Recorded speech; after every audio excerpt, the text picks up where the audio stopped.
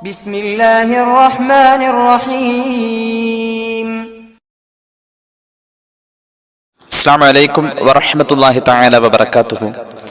بسم الله والحمد لله والصلاة والسلام على أشرف رسول الله وعلى آله الفائزين برضا الله أما بعد. മുഅ്മിനീങ്ങളെ, സർവശക്തനായ അള്ളാഹു നമ്മെ കബൂലാക്കട്ടെ. നമ്മുടെ പാപങ്ങൾ അള്ളാഹു പുറത്തു തരട്ടെ. രോഗങ്ങൾ അള്ളാഹു ശിഫയാക്കട്ടെ. നമ്മിൽ നിന്നും മരിച്ചവരുടെ ഖബർ അള്ളാഹു സന്തോഷത്തിലാക്കട്ടെ. തെറ്റുകുറ്റങ്ങൾ അവർക്ക് നമുക്കും അള്ളാഹു നിരുപാധികം മാപ്പാക്കി തരട്ടെ. നമ്മുടെയും നമ്മുടെ കുടുംബത്തിൻ്റെയും ശിഷ്ട ആയുസ് അള്ളാഹു പൊരുത്തപ്പെട്ട വഴിയിൽ ഇസ്സത്തോടെ സന്തോഷത്തോടെ ദീർഘായുസോടെ കഴിഞ്ഞ് ഈമാൻ സലാമത്തായി മരിക്കാനുള്ള ഭാഗ്യത്തിൽ അള്ളാഹു നമ്മെ ചേർക്കട്ടെ. ഒരു വിശ്വാസിയെ സംബന്ധിച്ചിടത്തോളം അവന്റെ മനോമുഖരത്തിൽ എപ്പോഴും നിറഞ്ഞു നിൽക്കുന്ന ഏറ്റവും വലിയ കാര്യം പരലോക ചിന്തയായിരിക്കും. അള്ളാഹു ആ ഒരു ചിന്തയിലെത്താൻ നമുക്ക് ഭാഗ്യം നൽകട്ടെ എന്ന് വീണ്ടും ദുആ ചെയ്യുകയാണ്. ഒരു മനുഷ്യ ജീവിതത്തിലെ ഏറ്റവും വലിയ ഉപദേശം സ്വന്തം മരണത്തെക്കുറിച്ചുള്ള ചിന്ത തന്നെയാണെന്ന് പരിശുദ്ധ ഹദീസുകളിൽ നമ്മൾ വായിച്ചെടുക്കുന്ന പോലെ, ഒരാൾ നന്നാവാൻ ഏറ്റവും നല്ല പാഠം തൻ്റെ കൺമുന്നിൽ കാണപ്പെടുന്ന മരണങ്ങൾ തന്നെയാണെന്ന് മഹാന്മാർ പറഞ്ഞ പോലെ, ജീവിതത്തെ എപ്പോഴും സംസ്കരിക്കുക എന്ന ബോധം നമ്മളിൽ ഉണ്ടാവണം. അള്ളാഹു തൗഫീഖ് നൽകട്ടെ.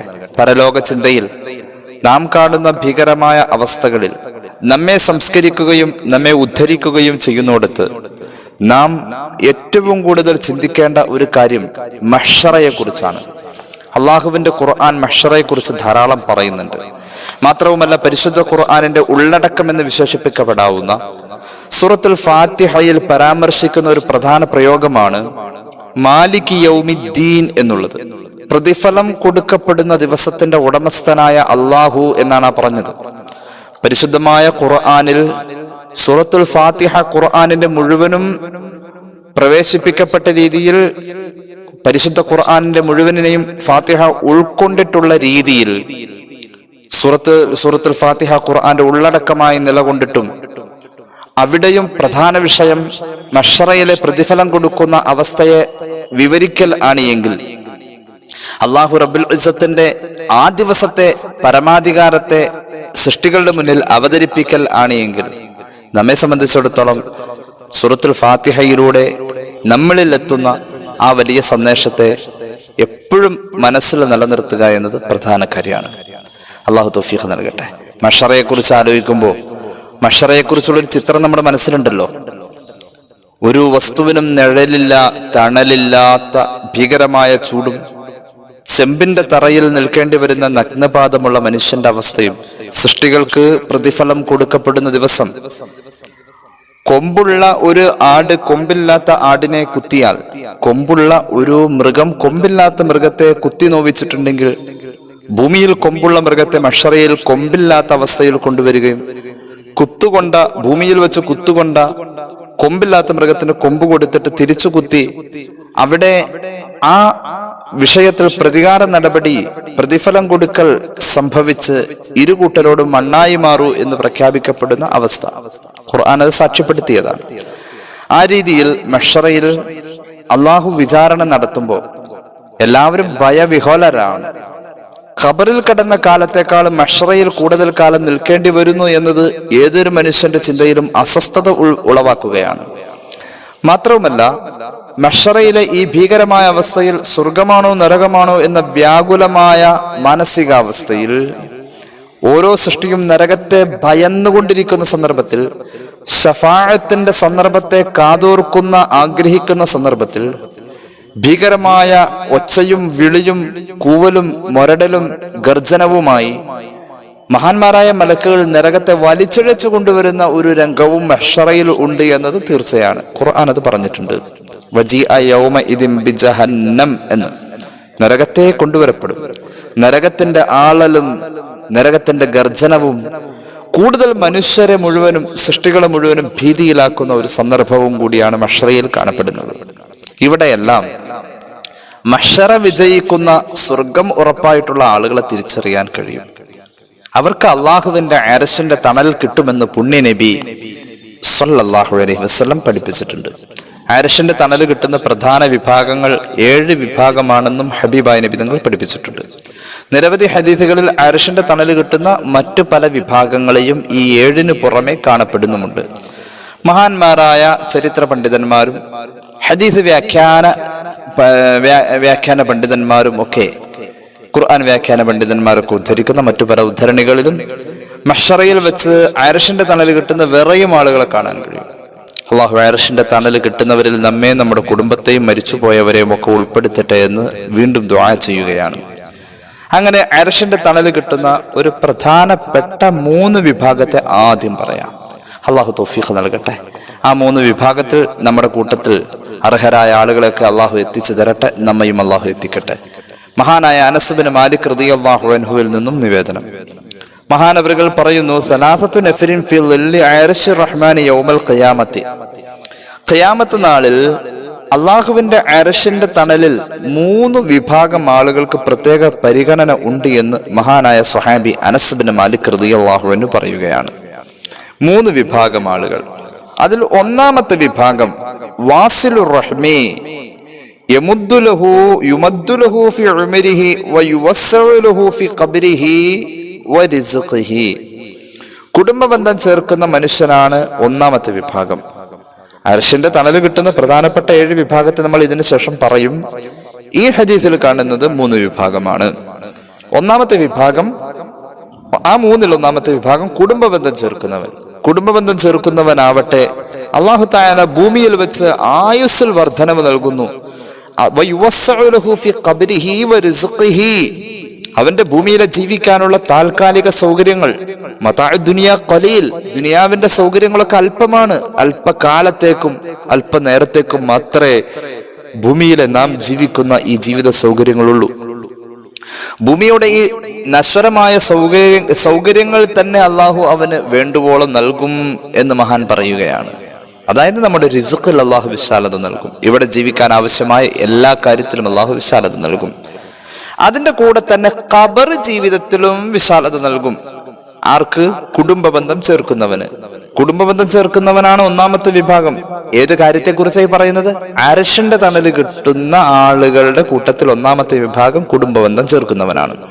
ആ കുടുംബബന്ധം ചേർക്കുന്നവന് കുടുംബബന്ധം ചേർത്തതിന്റെ പേരിൽ അർശിന്റെ തണൽ മാത്രമല്ല, ഭൂമിയിൽ ആയുസ് കൂടുതൽ കിട്ടും, റിസ്ഖിൽ വിശാലത കിട്ടും, ഖബറിലും വിശാലത കിട്ടും. അള്ളാഹു അതിൽ നമ്മെ ഉൾപ്പെടുത്തട്ടെ. ഈ ആനുകൂല്യങ്ങളൊക്കെ കിട്ടുന്നവരിൽ അള്ളാഹു നമ്മെ ഉൾപ്പെടുത്തട്ടെ. നമ്മുടെ കുടുംബത്തെ ഉൾപ്പെടുത്തട്ടെ. ബന്ധപ്പെട്ടവർ, ദുആക്ക് വസിയത്ത് ചെയ്തവർ എല്ലാവരും ഉൾപ്പെടുത്തട്ടെ. അർശിന്റെ തണൽ കിട്ടുന്ന അതിപ്രധാനപ്പെട്ട ആളുകളെ എണ്ണിയോടുത്ത് ഒന്നാമത് കുടുംബബന്ധം ചേർക്കുന്നവൻ. രണ്ടാമത്തേത് കേട്ടോളൂ. വംറഅത്തും മാതത് സൗജുഹാ വതറക യതാമാ ഫതഖൂമു ഹിയ അലൽ ഐതാം ഹത്താ യുഗ്നിയഹുമുല്ലാഹ്. രണ്ടാമത്തേത് ഒരു പെണ്ണാണ്. അല്ലാഹുവേ, ഞങ്ങളുടെ സഹോദരിമാരിൽ പലരും ആ അവസ്ഥയിൽ കഴിയുന്നവരുണ്ട്. രണ്ടാമത്തേതൊരു പെണ്ണാണ്. ആ പെണ്ണിന്റെ ഭർത്താവ് മരിച്ചു. യത്തീമായ മക്കളെയും ഉപേക്ഷിച്ചിട്ട്, മക്കളൊക്കെ യത്തീമായി. ഈ പെണ്ണെന്ത് ചെയ്തു? ഫത്തഖൂമു ഹിയ അലൽ ഐതാം. യത്തീമക്കളെ നോക്കി സംരക്ഷിക്കുന്നതിൽ ആ പെണ്ണ് അവളുടെ ദീനീ നിഷ്ഠയോടുകൂടെ തന്നെ ജീവിച്ച് സദാചാരബോധം നിലനിർത്തിയിട്ട് അവൾ നല്ല പക്വതയോടുകൂടെ മക്കളെ അങ്ങ് വളർത്തി. ഭർത്താവ് മരിച്ചു, എന്നാലും അവൾ നല്ലോണം വളർത്തിയ മക്കളെ. വിധവ, ഭർത്താവ് മരിച്ചവള്, യതീമായ മക്കളെ നോക്കേണ്ട വിധവ, അവൾ അല്ലാഹുവിനെ പേടിച്ച് ജീവിച്ചു. അവൾ ആളുകളുടെ ഇടയിൽ സദാചാരബോധവും നിലവാരവും നിലനിർത്തിക്കൊണ്ട് തഖ്വയിൽ അധിഷ്ഠിതമായി ജീവിച്ച മക്കളെ നല്ലോണം വളർത്തി. പടച്ചോനെ, എത്രയോ ആളുകളുടെ മുഖം അങ്ങനെ ഓർമ്മ വരാം. നമ്മുടെ ഇന്നലകളിൽ കഴിഞ്ഞുപോയ പല ഉപ്പമാരും ഉമ്മമാരും ഒക്കെ അങ്ങനെയൊക്കെ തന്നെയായിരുന്നു. ചെറുപ്പത്തിലെ ഭർത്താവ് മരിച്ച അവരുടെ ജീവിതത്തിൽ ഒരു ഭാര്യ ഭർത്തൃ ജീവിതം, ഒരു ദാമ്പത്യ ജീവിതം വല്ലാതെ കിട്ടിയിട്ടില്ല. അങ്ങനെ വളർത്തിയ ഒരുപാട് ഉമ്മമാരുണ്ട്.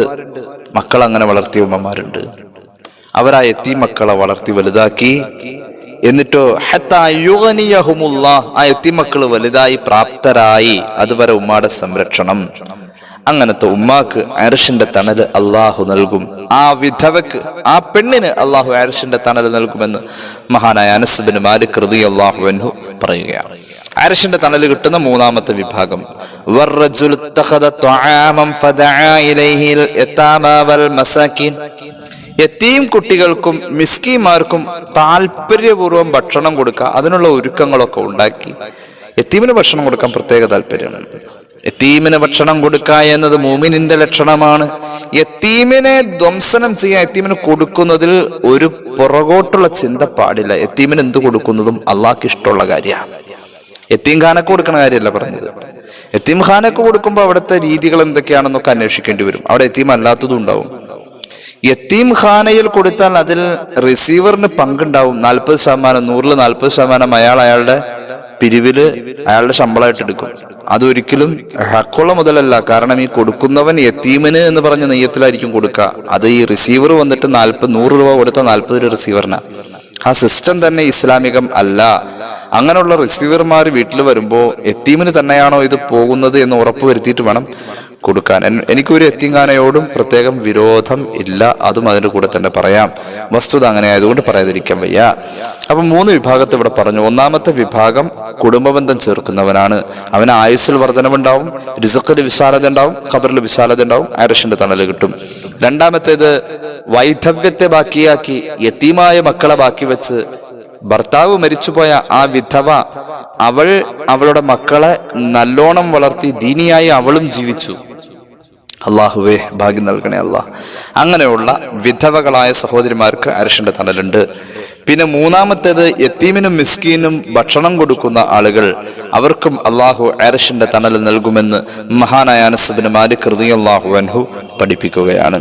അപ്പോൾ ഇവിടെ നമ്മൾ സാന്ദർഭികമായി അർശിന്റെ തണലൊക്കെ കിട്ടുമെന്ന് പറയൂലോ. എന്നാൽ എന്താണ് ഈ അർശിന്റെ തണല് കിട്ടാനുള്ള അവിടുത്തെ പശ്ചാത്തലം?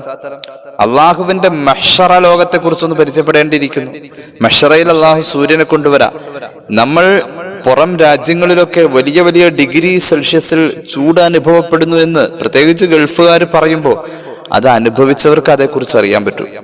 സൗദിയിൽ വെച്ച് 52 ഡിഗ്രി സെൽഷ്യസിൽ ചൂട് കയറിയ ഒരു സന്ദർഭം ഓർമ്മ വരുന്നുണ്ട്. ആ സന്ദർഭത്തിൽ പടച്ചറബേ എന്തൊരു പൊള്ളുന്ന ചൂടാണ്. ആ ചൂടിലും എയർ കണ്ടീഷന്റെ സൗകര്യങ്ങൾ പരമാവധി വെച്ചിട്ടും സഹിക്കാവതല്ല ആ ചൂട്. ആ ചൂടിലും പൊരിയുന്ന വെയിലത്ത് പണിയെടുക്കുന്ന പ്രവാസികളുണ്ട്. അള്ളാഹു ആഫിയത്തും ദീർഘായുസ്സും കൊടുക്കട്ടെ. അപ്പോ ഇത്രയും വലിയ ചൂട് സഹിക്കാൻ പറ്റാത്ത അവസ്ഥ എത്രയോ ലക്ഷക്കണക്കിന് കിലോമീറ്റർ അപ്പുറത്ത് നിന്നും സൂര്യൻ ജ്വലിച്ചു നിൽക്കുമ്പോൾ ഭൂമിയിൽ അനുഭവപ്പെടുന്നുവെങ്കിൽ ഈ സൂര്യനെ അള്ളാഹു മഹ്ശറയിൽ കൊണ്ടുവരുന്നത് വളരെ സമീപമാണ്. ഏത് സൂര്യൻ? സൂര്യൻ എന്ന് പറഞ്ഞാൽ നമുക്ക് അന്യമല്ല. അള്ളാഹുവിന്റെ ഖുർആനിലെ 114 അധ്യായങ്ങളിൽ ഒരു അധ്യായം സൂറത്തു ശംസ് എന്നതാണ്. സൂര്യൻ ചർച്ചയാണ്. സൂര്യന്റെ ചൂടിനെ കുറിച്ചുള്ള ആലോചന അള്ളാഹുവിലേക്ക് എത്തേണ്ടതാണ്. സൂര്യന്റെ ചൂടിനെ കുറിച്ചുള്ള ആലോചന മഹ്ശറയെ ഓർമ്മപ്പെടുത്തലാണ്. അള്ളാഹു തൗഫീഖ് നൽകട്ടെ. ഖുർആൻ സത്യം ചെയ്യാൻ വേണ്ടി ഉപയോഗിച്ചിരിക്കുന്ന ഒരു പ്രതിഭാസം സൂര്യനാണ്.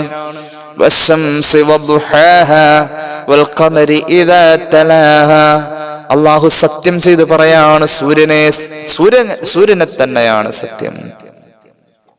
സൃഷ്ടാവായ അള്ളാഹു അവന്റെ പ്രധാന സൃഷ്ടിയായ സൂര്യനെ സത്യത്തിന് വേണ്ടി പ്രയോഗിക്കുന്നുവെങ്കിൽ അത് വലിയ ഒരു ഗൗരവമുള്ള കാര്യമാണ്. സൂര്യൻ ഈ ഭൂമിയിലേക്ക് അടുത്തുകൊണ്ടിരിക്കുന്നു എന്നുള്ളതാണ് ശാസ്ത്രത്തിന്റെ പഠനം. ഒരുപാട് ഇങ്ങനെ സമീപത്തേക്ക് വരും. ഏതായാലും സൂര്യൻ ഒരുപാട് സമീപിച്ച് അള്ളാഹുവിന്റെ ഹബീബ് പഠിപ്പിക്കുന്നു. സ്വഹീഹ് മുസ്ലിമിലുണ്ട് ഹദീസ്, തുദന ശംസു യൗമൽ ഖിയാമത്തി മിനൽ ഖൽഖി ഹത്താ തകൂന മിൻഹും കമിഖ്ദാരി മീൽ. ഖിയാമത്ത് നാളിൽ മഹ്ശറയിൽ വെച്ച് സൂര്യനെ അള്ളാഹു സൃഷ്ടികളുടെ സമീപത്തേക്ക് കൊണ്ടുവരും. ഒരു മീൽ അകലത്തിലേക്ക് കൊണ്ടുവരും. എവിടെയുണ്ട് ഹദീസ്? അൻ സുലൈം ഇബ്നു ആമിർ ഹദ്ദസനി المقداد بن الأسود رضي الله عنه قال سمعت رسول الله صلى الله عليه وسلم يقول صحيح مسلم ഹദീസാണ്. സൃഷ്ടികളിലേക്ക് അള്ളാഹു ഒരു മീൽ അകലത്തിൽ, ഒരു മൈൽ അല്ലെങ്കിൽ മീൽ എന്ന് രണ്ടും പറയാവുന്ന ഒരു പ്രയോഗം, അള്ളാഹു തആല ഒരു മൈൽ അല്ലെങ്കിൽ ഒരു മീൽ അകലത്തിലേക്ക് സൂര്യനെ കൊണ്ടുവരും. ആ പറയപ്പെട്ട അകലം എന്നുള്ളത് സാധാരണ ഭൂമി അളക്കുന്ന മൈൽ അകലം, കിലോമീറ്ററിന്റെ പുറത്തുള്ള മൈൽ അകലം അല്ല. ആ മീൽ അല്ലെങ്കിൽ മൈൽ എന്ന പ്രയോഗം സുറുമക്കുപ്പിയിലെ കോൽ എത്രയുണ്ടോ അത്രേ ഉള്ളൂ. അതായത് ഒരു വിരലിന്റെ നീളം പരമാവധി. അവിടെ വരെ സൂര്യനെ അടുപ്പിക്കാം. ഒരു ചാനെന്നൊക്കെ പറഞ്ഞ ഹദീസ് വേറെയുമുണ്ട്. ഏതായാലും ഒരുപാട് അകലെയല്ല. ഓരോരുത്തരെ സംബന്ധിച്ചിടത്തോളം ഈ സൂര്യന്റെ അകലം ആപേക്ഷികമാണ്. സൂര്യന്റെ അകലം ആപേക്ഷികമാണ്. അങ്ങനെ സൂര്യനെ അടുപ്പിച്ചു കൊണ്ടുവരപ്പെടും. ഓരോ സൃഷ്ടിയോടും അടുപ്പിക്കും. ഓരോരുത്തർക്ക് അവരുടേതായ രീതിയിലുള്ള അടുപ്പമായിരിക്കാം. ഇതൊക്കെ അള്ളാഹു സ്ഥാപിക്കുന്നതാണ്. അത് അള്ളാഹുവിന്റെ ദിവസമാണെന്ന് തന്നെയാ ഖുർആൻ പറഞ്ഞത്. മാലിക് യൗമിദ്ദീൻ. അങ്ങനെ കൊണ്ടുവരപ്പെടും. قال سليم بن عامر فوالله ما أدري ما يعني بالميل مسافة الأرض من الميل الذي تقتحل به العين. ഇവിടെ പറയപ്പെട്ട ഈ അടുപ്പം ഒരു സുറുമക്കുപ്പിയിലെ കോൽ എന്ന ഉദ്ധരണി തന്നെ മഹാനായ സ്വഹാബി വിശദീകരിച്ച് തന്നെ പറയുന്നുണ്ട്. നീ കേട്ടോളൂ. ഹബീബ് പറയുന്നു, ഫയകൂനു الناس على قدر أعمالهم في العرق. അന്നെല്ലാവരും വിയർക്കും. അസാധ്യമായ വിയർപ്പാണ് ശരീരത്തിൽ. മുമ്പൊരിക്കലും ആ ശരീരം അതുപോലെ വിയർത്തിട്ടില്ല. ഇപ്പോഴുള്ള ഈ വിയർപ്പ് പേടിയുടെ വിയർപ്പായിരിക്കാം. ഭാവിയെക്കുറിച്ചുള്ള വ്യാകുലമായ ചിത്തകൾ മനസ്സിൽ അനുഭവപ്പെടുന്നതിന്റെ വിയർപ്പായിരിക്കാം. ശരീരം, മനുഷ്യന്റെ ശരീരത്തിന് അല്ലാഹു പുനർജീവിതം നൽകിയപ്പോൾ ആ ശരീരത്തിന് വന്നിരിക്കുന്ന, ആ ശരീരം അനുഭവിക്കുന്ന അപ്പോഴത്തെ ഭൗതികാവസ്ഥയിലുള്ള ഒരു പ്രതികരണമെന്നോണം വിയർത്തൊലിക്കുകയാണ്. പേടിച്ചിട്ടുള്ള വിയർപ്പാവാം, ചൂടുകൊണ്ടുള്ള വിയർപ്പാവാം. അമലിന്റെ കണക്കനുസരിച്ചായിരിക്കും വിയർപ്പ്. ചിലരാകട്ടെ ഫമിൻഹും മയ്യകൂന ഇലൽ കഅബൈഹി, കണങ്കാൽ വരെയാണ് ചിലരുടെ വിയർപ്പ്. ചിലരുടേത് മുട്ടുവരെ. വമിൻഹും മയ്യകൂന ഇലാ ഹഖവൈഹി വമിൻഹും മൻ യുൽജിമുൽ അർഖ് ഇൽജാമ, ചിലർ മുങ്ങിത്താഴുന്ന വിയർപ്പ്, ചിലർ തൊണ്ടവരെ, ചുണ്ടുവരെ, അങ്ങനെ പല നിലക്ക് വിയർപ്പ് വരും. ഹബീബായ നബി തങ്ങൾ ഈ വിയർപ്പിന്റെ അളവ് പറയുമ്പോൾ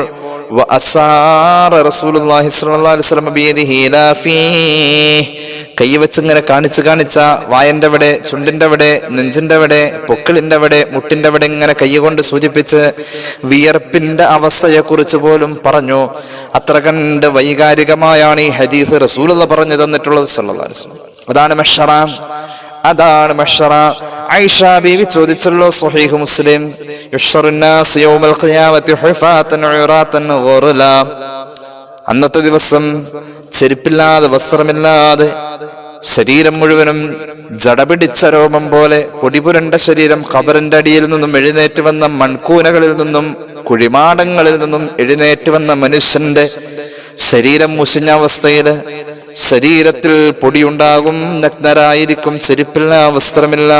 റസൂലുള്ളാഹി മഹ്ശറയിലേക്ക് വരുന്ന മനുഷ്യന്റെ ഈ അവസ്ഥയെ കുറിച്ച് പറഞ്ഞപ്പോ ആയിഷ ബീവി ചോദിച്ചല്ലോ, യാ റസൂലല്ലാഹ്, നിസ്സാഉ വറിജാലു ജമീഅൻ യൻളുറു ബഅ്ദുഹും ഇലാ ബഅ്ദ്. ആണും പെണ്ണും നഗ്നരായി അടുത്തടുത്ത് നിൽക്കുമ്പോൾ പെണ്ണിന്റെ ഔറത്തിലേക്ക് ആണും ആണിന്റെ ഔറത്തിലേക്ക് പെണ്ണും നോക്കുമോ നബിയെ? സയ്യിദത്തുനാ ഉമ്മുനാ ആയിഷ റളിയല്ലാഹു അൻഹ യൻളുറു ബഅ്ദുഹും ഇലാ ബഅ്ദ്.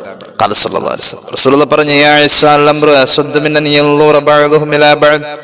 നോട്ടത്തെക്കാളും കാര്യഗൗരവം കൂടിയ സന്ദർഭം, നോക്കുക എന്ന ചിന്ത പോലും മനുഷ്യരിലില്ലാത്ത ദിവസമെന്ന് സയ്യിദുനാ റസൂലുള്ളാഹി സ്വല്ലല്ലാഹു അലൈഹി വസല്ലം. അല്ലാഹു ആ ദിവസം അഭയം നൽകുന്നത് അവന്റെ അർശിന്റെ തണൽ കൊടുത്തുകൊണ്ടാണ്. ആ തണൽ കിട്ടുന്നവർ വിജയിച്ചു. അല്ലാഹു ആ വിജയ സാധ്യതയിൽ നമ്മെ ചേർക്കട്ടെ. ഇനി നോക്കിക്കോളൂ, ഒരു ഹദീസും കൂടി ഇതിനോട് ചേർത്ത് പറയാം. ഇമാം തുർമുദിയുടെ ജാമിഉലുള്ള ഹദീസ്, അതും കൂടി പറയാം. അപ്പോഴാണ് ഈ അർശിന്റെ തണല് എന്ന് പറയുമ്പോൾ അതിനൊരു ഗൗരവം തോന്നും. കേട്ടോളൂ. അൻ നബി ഹുറൈറ റളിയല്ലാഹു അൻഹു ഖാല റസൂലുള്ളാഹി സ്വല്ലല്ലാഹു അലൈഹി വസല്ലം യുഹ്ശറുൻ നാസ് യൗമൽ ഖിയാമത്തി സലാസത സുനാഫ്. മഹ്ശറയിലേക്ക് മനുഷ്യന്മാരെ കൊണ്ടുവരപ്പെടുന്നത് 3 രൂപത്തിലാ. അല്ലാഹുവേ, അതിൽ ഏറ്റവും ഖൈറായ രീതിയിൽ വരാൻ ഞങ്ങളെ നീ അനുഗ്രഹിക്കുക അല്ലാഹ്. മഹ്ശറയിലേക്ക് മനുഷ്യർ വരുന്നത് പ്രധാനമായും 3 രൂപത്തിലാ. അതിൽ ഒന്നാമത്തെ വിഭാഗം മുശാത്ത, സിംഫം മുശാത്ത, നടന്നിട്ടാ ചിലര് മഹ്ശറയിലേക്ക് വരാ. വസിംഫം റുക്ബാന, ചിലര് മഹ്ശറയിലേക്ക് വരുന്നത് വാഹനപ്പുറത്തായിരിക്കും. എന്തായിരിക്കും അവരുടെ വാഹനം? അവരുടെ വാഹനം ഉളുഹിയ്യത്ത് അറുത്ത മൃഗം, അവര് ദാനം ചെയ്ത മൃഗം, അവരുടെ സൽക്കർമ്മങ്ങൾ, അതായിരിക്കും അവരുടെ വാഹനം. മൂന്നാമതൊരു വിഭാഗം മഹ്ശറയിലേക്ക് വരുന്നുണ്ട്. അലാ വുജൂഹിഹിം, മുഖം കുത്തി ഇഴഞ്ഞിഴഞ്ഞ്, മുഖം കുത്തി കാല് മുകളിലേക്ക് പൊങ്ങും, മുഖം കുത്തി ഇഴഞ്ഞു വരും. അള്ളാഹു അതിൽ നമ്മെ പെടുത്താതിരിക്കട്ടെ. നടന്നു വരുന്നവരുണ്ട്, അതുപോലെ തന്നെ വാഹനപ്പുറത്ത് വരുന്നവരുണ്ട്, അതുപോലെ തന്നെ വനുഫിഖ ഫിസ്സൂരി ഫഇദാ ഹും മിനൽ അജ്ദാഫി ഇലാ റബ്ബിഹിം യവസിലൂൻ. നടന്നു പോകുന്നവനാണെങ്കിലും പരമാവധി വേഗത്തിൽ നടക്കാൻ ശ്രമിക്കും. കാരണം വിളിച്ചിരിക്കുന്നത് അള്ളാഹുവാണ്. അള്ളാഹിനെ ബോധ്യപ്പെട്ടതാണ് മരണനേരത്ത്. അള്ളാഹുവിനെ ബോധ്യപ്പെട്ടതാ മരിച്ച ഖബറിലെത്തിയപ്പോ.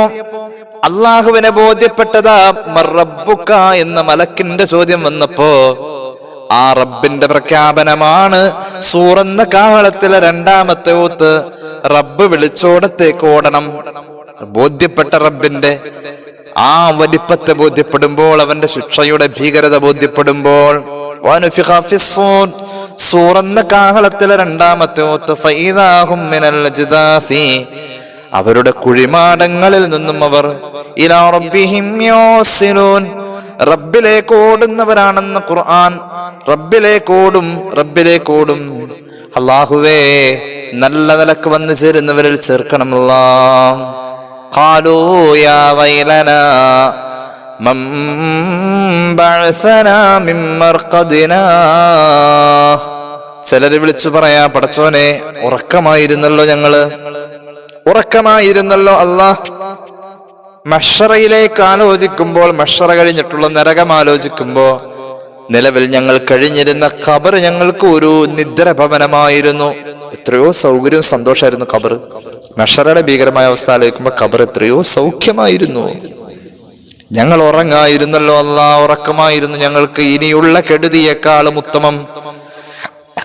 ആരാണ് ഞങ്ങളുടെ ഉറക്കം നഷ്ടപ്പെടുത്തിയത്? ആരാ ഞങ്ങൾ വിളിച്ചെഴുന്നേൽപ്പിച്ചത്? ഞങ്ങളുടെ ഉറക്കത്തിൽ നിന്ന് ആരാണ് ഞങ്ങൾ വിളിച്ചെഴുന്നേൽപ്പിച്ചത്? അങ്ങനെ ഒരു വിഭാഗം വ്യാകുലപ്പെട്ട് മഹ്ശറയെ പേടിച്ചുകൊണ്ടും നരകത്തിൽ പോകുമെന്ന് ഉറപ്പിച്ചുകൊണ്ടും ഓടാണ്. അല്ലാഹു ആ സമയത്ത് അങ്ങനെ പറഞ്ഞു പോകുന്നവരുടെ കൂട്ടത്തിൽ പെടുത്താതിരിക്കട്ടെ. അത് നരകം ഉറപ്പുള്ളവർ അങ്ങനെ പറയാം.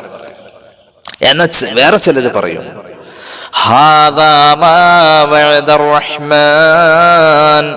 റഹ്മാനായ അള്ളാഹു വഅദ ചെയ്ത സ്വർഗത്തിലേക്ക് പോവാനുള്ള സമയമായല്ലോ.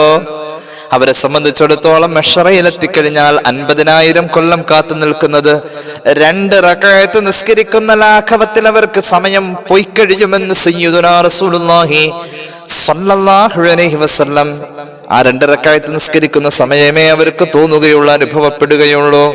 അങ്ങനെ വരുന്നോടത്ത് ആ ആപേക്ഷികത അവരെ സ്വർഗത്തിലേക്ക് ധൃതി കൂട്ടുകയാണ്.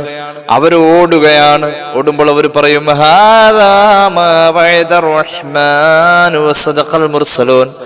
റഹ്മാനായ അല്ലാഹു വഅദ ചെയ്ത നേരമാണിത്. ഇത് ഞങ്ങളുടെ സ്വർഗത്തിലേക്കുള്ള നേരമാണ്. മഹാന്മാരായ മുർസലീങ്ങൾ വഅദ ചെയ്ത നേരമാണ്. അള്ളാഹു അതിൽ നമ്മെ പെടുത്തട്ടെ. ഈ രണ്ടാമത്തെ പ്രതീക്ഷയുടെ വാക്കുകളുമായി പോകുന്നവരിൽ അള്ളാഹു നമ്മെ ഉൾപ്പെടുത്തട്ടെ. അങ്ങനെ മഹ്ശറയിലേക്ക് ഓടുന്നവരും പോകുന്നവരും ഒക്കെ ധൃതി വെച്ചാ പോവാ. എത്ര ധൃതി കൂടിയാലും നമ്മുടെ കിതപ്പ് കൂടുന്നനുസരിച്ചൊരു വാഹനം കിട്ടിയിരുന്നെങ്കിൽ എന്ന് നമ്മൾ ഓർക്കുന്നു. വാഹനം കിട്ടിയവരാവട്ടെ കിതച്ചോടുന്നവരെക്കാളും വേഗത്തിൽ പോകുന്നു. കാരണം വാഹനമാണ്. എന്നാൽ വാഹനത്തിലിരിക്കുന്നവൻ, വാഹനം എത്ര വേഗതയിൽ പോയാലും വാഹനത്തിലിരിക്കുന്നവന് കിതപ്പുമില്ല, ക്ഷീണവുമില്ല. ഞാൻ മൂന്നാമത്തെ വിഭാഗം അങ്ങനെയല്ല, ഒരുപാട് ധൃതി വെക്കുന്നുണ്ട്, പക്ഷെ ആണ് നീങ്ങുന്നില്ല. കാരണം അവർ നടക്കാൻ ഉപയോഗിക്കുന്നത് അവരുടെ മുഖമാണെന്ന് സയ്യിദുനാ റസൂലുള്ളാഹി സ്വല്ലല്ലാഹു അലൈഹി വസല്ലം. മുഖം ഉപയോഗിച്ച് നടന്ന് മഹ്ശറയിൽ വരുവേ. അല്ലാഹുവേ, പടച്ചോൻ കാക്കട്ടെ. അങ്ങനെ ഒരു വിഭാഗമുണ്ട്. അപ്പൊ ഒരു സഹാബി ചോദിച്ചു, യാ റസൂലല്ലാഹ് വകൈഫ യംശൂന അലാ വുജൂഹിഹിം, ഈ മുഖം വെച്ച് നടക്കാന്ന് പറഞ്ഞാൽ ഞങ്ങൾക്കത് അങ്ങോട്ട് രൂപപ്പെടുന്നില്ല മനസ്സിൽ. എങ്ങനെ അതിന്റെ ഒരു ചിത്രം ഒന്നും മനസ്സിലേക്ക് കൊണ്ടുവരാൻ പറ്റുന്നില്ല, അതൊന്നും സങ്കല്പിക്കാൻ പറ്റുന്നില്ല നബിയെ. എങ്ങനെയാണ് നബിയെ മുഖം വെച്ച് നടന്നു വരാം? ഖാല ഇന്നല്ലദീ യംശാഹും അലാ ഖദാമിഹിം ഖാദിറുൻ അലാ അൻ യംശിയഹും അലാ വുജൂഹിഹിം, കാലുകൊണ്ട് നടക്കാൻ പ്രാപ്തനാക്കിയ അല്ലാഹ് തന്നെയാണ് മുഖം കൊണ്ട് നടക്കണമെന്ന പ്രഖ്യാപനം നടത്തിയിട്ടുള്ളത്. അതുകൊണ്ട് അവർക്ക് കഴിയാതെ പോവില്ല. മുഖം വെച്ച് നടത്തുന്നത് അല്ലാഹയാണെന്ന് സയ്യിദുനാ റസൂലുള്ളാഹി. അമാ ഇന്നഹും യത്തഖൂൻ, എങ്ങനെയായിരിക്കും അവർ മുഖം വെച്ച് നടക്കുക എന്നറിയുമോ? അവർ മുഖത്തിന് പോറൽ വരാതെ, മുഖത്തിന് വേദന വരാതെ, മുഖത്ത് മുറിവ് വരാതെ അവർ നടക്കുമ്പോൾ കുല്ല ഹദബിൻ വസൗകാ, വലിയ വലിയ ഉരുളക്കല്ലുകളും മൂർച്ചയുള്ള മുൾമുനകളും അവരുടെ മുഖത്ത് കൊള്ളാതവർ അതുപോലെ നോക്കി നോക്കി പതുക്കെ പതുക്കെയാ മഹ്ശറയിലേക്ക് വരാൻ അവർക്ക് പറ്റൂ എന്ന് സയ്യിദുനാ റസൂലുള്ളാഹി സ്വല്ലല്ലാഹു അലൈഹി വസല്ലം. അത്രത്തോളം അവരുടെ മുഖം അത് ശ്രദ്ധിച്ചാൽ നടക്കാം. അല്ലാഹുവേ, അങ്ങനെ മഹ്ശറയിലേക്ക് വന്നു കഴിഞ്ഞാൽ അവിടെ വരുമ്പോ അല്ലാഹു തആല അഭയം കൊടുക്കണം. അവിടെ വരുമ്പോൾ അല്ലാഹു തആല അഭയം കൊടുക്കണം. അർശിന്റെ തണലിൽ അഭയം കൊടുക്കണം. തണലുണ്ട് 7 സമൂഹമിൽ നാളെന്ന്, അള്ളാന്റെ തണലല്ലാതെ തണലില്ലെന്ന്. ഭരണം നടത്തിയ കൂട്ടരാണതിലൊന്ന്, അതു നീതിയെങ്കിൽ കിട്ടുമേ തണലെന്ന്.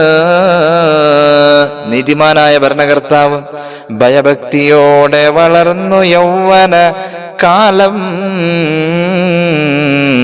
എന്നാൽ അവർക്കും കിട്ടുമേ അതുമൂലം. പതിവാക്കി വന്നാൽ പള്ളിയിൽ നിസ്കാരം, തണലുണ്ടവർക്കും തുച്ഛമാ വിസ്താരം. അള്ളാന്റെ തൃപ്തിയിൽ മാത്രമായി സ്നേഹിച്ച ഇരു സ്നേഹിതന്മാർക്കും അതുള്ളതു തീർച്ച. സൗന്ദര്യമുള്ളൊരു സ്ത്രീ ക്ഷണിച്ചൊരു നേരം, അള്ളാനെ ഓർത്തു വെറുത്തവൻ സൽക്കാരം. ധർമ്മം കൊടുത്തവനും തണൽ കിട്ടുന്നതാ, രഹസ്യത്തിലാകണമെന്നതും വേണ്ടുന്നതാ. കരയുന്നവർക്കും മഹ്ശറിൽ തണലുള്ളതാ, അള്ളാനെ ഭയന്നീട്ടാകണം എന്നുള്ളതാ. ഇവരേഴു പേർക്കും കിട്ടുമേ തണലെന്ന് എന്നുള്ളതും നബി മുസ്തഫ പറയുന്നു. അള്ളാഹു ആ 7 വിഭാഗത്തിൽ നമ്മെ ചേർക്കട്ടെ. 7 കിട്ടണം, 7 കിട്ടണം നമുക്ക്. അള്ളാഹു തൗഫീഖ് നൽകട്ടെ. 7 കിട്ടണം. അള്ളാഹു നമുക്ക് തൗഫീഖ് നൽകട്ടെ. അള്ളാഹുവിൻ്റെ അർശ് നമ്മൾ ചിന്തിക്കേണ്ട ഒന്നാണ്. റബ്ബിന്റെ സൃഷ്ടികളിൽ ഏറ്റവും വലിപ്പമുള്ള സൃഷ്ടിയാണ് അള്ളാഹുവിൻ്റെ അർശ്. അള്ളാഹുവിൻ്റെ അർശ് അള്ളാഹിന്റെ സൃഷ്ടികളിലെ ഏറ്റവും വലിപ്പമുള്ള സൃഷ്ടിയാണെന്ന് മഹാന്മാർ പഠിപ്പിക്കുന്നു. അള്ളാഹുവിന്റെ ഖുർആൻ ഒരു അധ്യായം, സബ്ബിഹിസ്മ റബ്ബിക്കൽ അഅല എന്ന അധ്യായം, ആ അധ്യായം കേൾക്കുമ്പോൾ അല്ലെങ്കിൽ അത് ഓതുമ്പോൾ യുസ്തഹബ്ബുൽ ഖാരിഇ ഇദാ ഖറഅ സബ്ബിഹിസ്മ റബ്ബിക്കൽ അഅല, സബ്ബിഹിസ്മ റബ്ബിക്കൽ അഅല എന്ന ആയത്ത് ഓതുമ്പോൾ, ആ അധ്യായം പാരായണം ചെയ്യുമ്പോൾ സുന്നത്താണ് ഈ സബ്ബിഹിസ്മ റബ്ബിക്കൽ അഅല എന്ന് ഓതിയ ഉടനെ പറയൽ സുന്നത്താണ് സുബ്ഹാന റബ്ബിയൽ അഅല എന്ന്. സുബ്ഹാന റബ്ബിയൽ അഅല എന്ന് പറയൽ സുന്നത്താണ്. ഖാലഹു നബി സല്ലല്ലാഹു അലൈഹി വസല്ലം, റസൂൽ അങ്ങനെ പറയാറുണ്ടായിരുന്നു. മനസ്സിലായോ? സബ്ബിഹിസ്മ റബ്ബിക്കൽ അഅല എന്ന അധ്യായം പാരായണം ചെയ്യുന്ന ആള് സുബ്ഹാന റബ്ബിയൽ അഅല എന്ന് ഈ ആയത്തിന്റെ ശേഷം പറയൽ, സബ്ബിഹിസ്മ റബ്ബിക്കൽ അഅല എന്ന ആയത്തിന്റെ ശേഷം പറയൽ സുന്നത്താണ്. സൂറത്തുൽ അഅലയിലെ ആദ്യത്തെ ആയത്താണ് സബ്ബിഹിസ്മ റബ്ബിക്കൽ അഅല. റസൂൽ അങ്ങനെ പറയുമായിരുന്നു. ഇമാം ഖുർത്തുബി അവിടുത്തെ തഫ്സീറിൽ ഇത് രേഖപ്പെടുത്തുന്നുണ്ട്.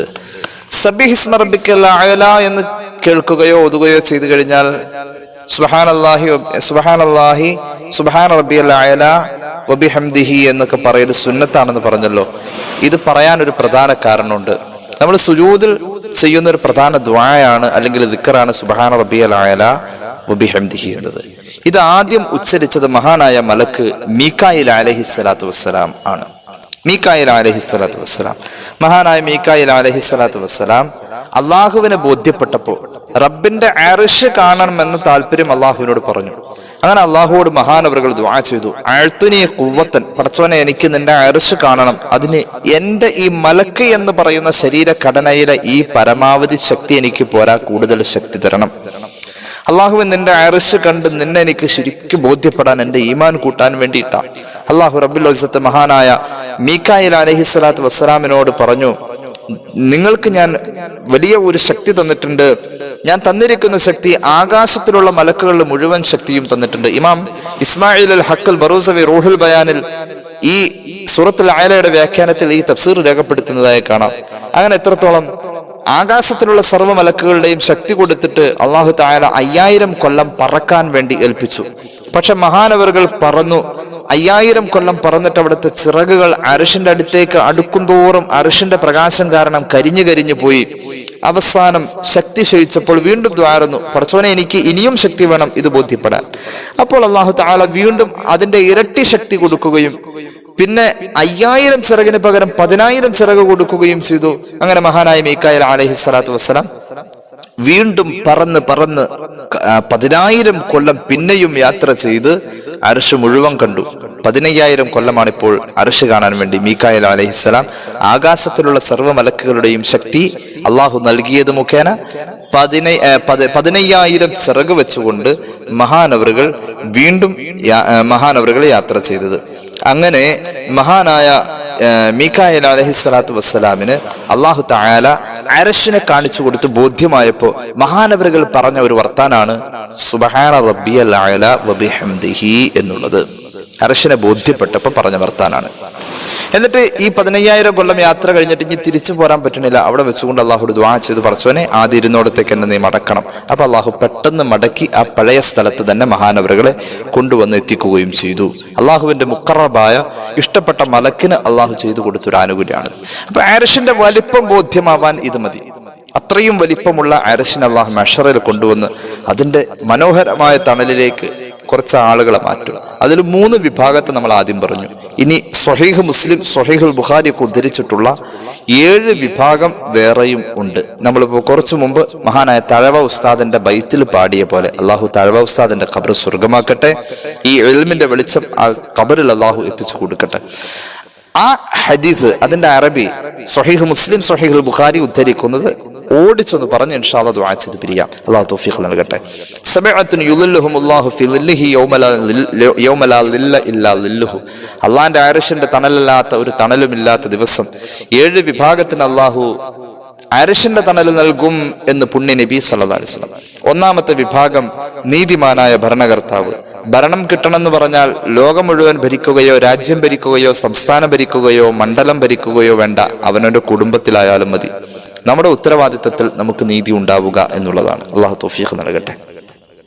രണ്ടാമത്തേത് യൗവനം അള്ളാന്റെ മാർഗത്തിലായി ഇബാദത്തിലായി കഴിഞ്ഞ യൗവനത്തിലാണല്ലോ തെറ്റുകുറ്റങ്ങളൊക്കെ കൂടുതൽ വരാം. അതില്ലാതെ അള്ളാഹുവെ നീ കാക്കണേ തമ്പുരാനെ, യൗവനം അള്ളാന്റെ മാർഗത്തിലായി ജീവിച്ച യുവാക്കൾക്കും യുവതികൾക്കും അർശിന്റെ തണൽ. മൂന്നാമത്തെ വിഭാഗം എപ്പോഴും പള്ളി എന്ന ചിന്തയിൽ കഴിയുന്ന, പള്ളിയോട് ഹൃദയത്തെ കെട്ടിയിട്ടിരിക്കുന്ന ഹൃദയബന്ധമുള്ള, പള്ളിയിൽ പോയി തന്നെ നിസ്കരിക്കുന്ന, ജമാഅത്തുകൾ കൃത്യമായി ശ്രദ്ധിക്കുന്ന മുഅ്മിനീങ്ങളായ ആണുങ്ങൾ. നാലാമത്തേത് 2 സ്നേഹിതന്മാർ. അള്ളാന്റെ പൊരുത്തത്തിനായി 2 മുസ്ലിം സഹോദരങ്ങൾ അങ്ങോട്ടും ഇങ്ങോട്ടും സ്നേഹിച്ചു. പടച്ചോന്റെ പൊരുത്തത്തിന് വേണ്ടി ഒരാളെ തന്റെ കൂട്ടുകാരനായി കണ്ടു. ആ കൂട്ടുകാരനോടുള്ള ആത്മാർത്ഥത അല്ലാഹു റബ്ബുൽ ഇസ്സത്തിന്റെ പൊരുത്തത്തിലായി നിലനിർത്തി കൊണ്ടുപോകുന്നു. അങ്ങനെയുള്ള ആളാണ് അടുത്ത വിഭാഗം. അപ്പോ ഒന്നാമത്തെ വിഭാഗം നീതിമാനായ ഭരണകർത്താവ്, രണ്ടാമത്തേത് പടച്ചോന്റെ മാർഗത്തിൽ ജീവിച്ച യുവാവ്, മൂന്നാമത്തേത് പള്ളിയോട് ഹൃദയബന്ധമുള്ള മുഅ്മിനായ മനുഷ്യൻ, നാലാമത്തെ വിഭാഗം പരസ്പരം സ്നേഹിക്കുന്ന 2 സഹോദരന്മാർ, അഞ്ചാമത്തെ വിഭാഗം കുലീനതയുള്ള സൗന്ദര്യമുള്ള ഒരു പെണ്ണ് വ്യഭിചരിക്കാൻ ക്ഷണിച്ചപ്പോൾ അള്ളാനെ ഭയക്കാണ് എന്ന് പറഞ്ഞുകൊണ്ട് ആ ഒരു കാരണത്താൽ, അല്ലാതെ CC ക്യാമറയെ ഭയന്നുകൊണ്ടോ നാട്ടുകാരെ ഭയന്നുകൊണ്ടല്ല, പടച്ചോനെ ഭയാണെന്നുള്ള രീതിയിൽ ഒഴിഞ്ഞു മാറിയവൻ അല്ലെങ്കിൽ ഒഴിഞ്ഞു മാറിയവൾ. ആറാമത്തെ വിഭാഗം വലത്തെ കൈകൊണ്ട് സ്വതക്ക ചെയ്തത് ഇടത്തെ കൈ അറിയാത്ത വിധം, അല്ലെങ്കിൽ ഇടത് കൈ കൊടുത്തത് വലത് കൈ അറിയാത്ത വിധം, പരസ്പരം സ്വന്തം ശരീരത്തിന്റെ അവയവങ്ങൾക്ക് പോലും ബോധ്യമാവാത്ത രീതിയിൽ രഹസ്യമായി സദഖ ചെയ്തവനാണ് ആറാമത്തെ വിഭാഗം. ഏഴാമത്തെ വിഭാഗം തനിച്ചിരിക്കുമ്പോൾ അള്ളാനെ ഓർത്ത് കരയുക എന്ന ഒരു ആത്മീയ ലോകത്ത് എത്തിയിട്ടുള്ള ആളുകൾ. അള്ളാനെ ഓർത്ത് തനിച്ചിരിക്കുമ്പോൾ കരച്ചിൽ വരുന്ന ആളുകൾ. അള്ളാഹു തആല ഈ 7 യോഗ്യതയും നമുക്ക് നൽകട്ടെ. അള്ളാഹു നമ്മെ ആ 7 ഭാഗ്യവാന്മാരിലും. നമ്മുടെ കൂട്ടത്തിൽ വിധവകളൊക്കെ ഉണ്ട്. അവർക്ക് ജീവിച്ച പശ്ചാത്തലമൊക്കെ വളരെ വിഷമത്തിലാണ്. അവരെക്കുറിച്ച് അവർക്ക് അർശിന്റെ തണൽ കിട്ടുമെന്ന ഒരു ഹദീസ് നമ്മൾ ആദ്യം പറഞ്ഞു. അതിലൊക്കെ അവരെയും യോഗ്യമായ എല്ലാ അർഹതയിലും അള്ളാഹു നമ്മയും മരിച്ചുപോയവരെയും കുടുംബത്തെ ഒക്കെ ഉൾപ്പെടുത്തട്ടെ.